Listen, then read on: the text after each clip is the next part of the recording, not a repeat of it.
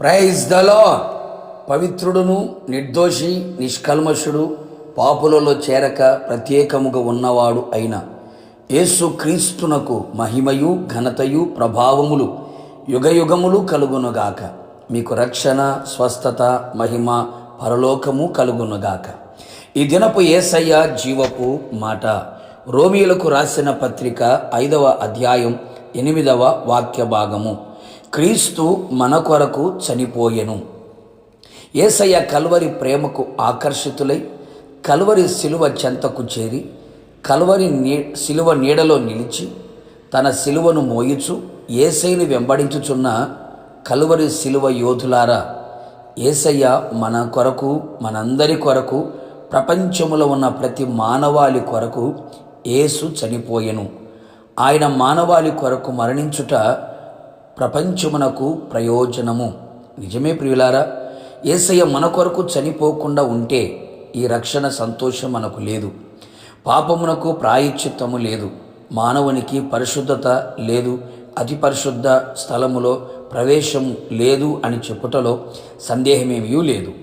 ఆదాము నిబంధన మీరి ఆజ్ఞకు లోబడక అతిక్రమించినందున ఏదెనులో కోల్పోయిన ప్రతి ఆశీర్వాదమును రెండవ ఆదాముగా దిగివచ్చిన యేసయ్య మరణము ద్వారా ఇప్పుడు మనం పొందుచు ఉన్నాము. ఇది నగ్న సత్యమై ఉన్నది.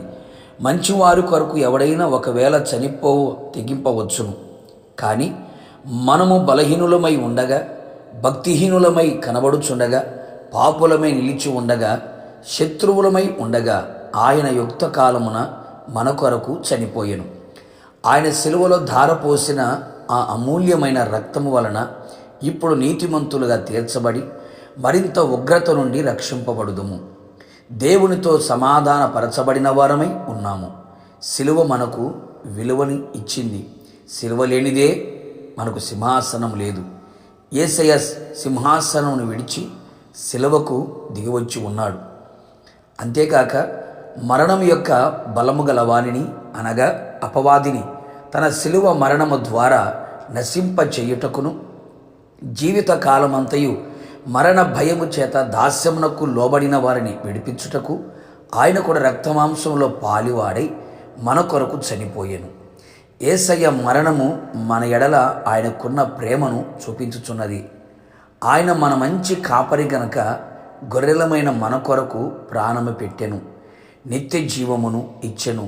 సింహాసనమునకు ఆయన మనను చేర్చును. లేఖనము ప్రకారం క్రీస్తు మన పాపముల నిమిత్తమై మృతి పొందెను, సమాధి చేయబడెను.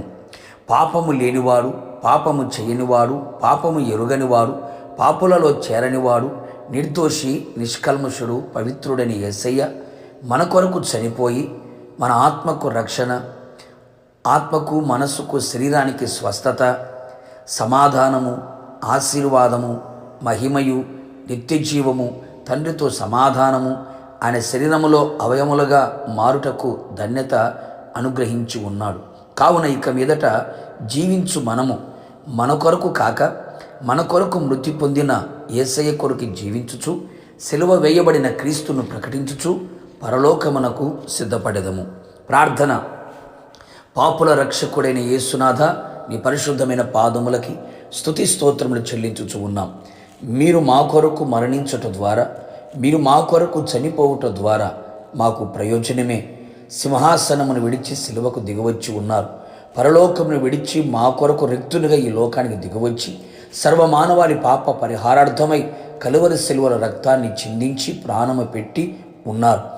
మీ రక్తము ద్వారా మా ఆత్మకు రక్షణ కలుగుచున్నది, శరీరమునకు స్వస్థత కలుగుచున్నది, పోగొట్టుకున్న మహిమను తిరిగి పొందుకోవడానికి సహాయపడుచున్నది.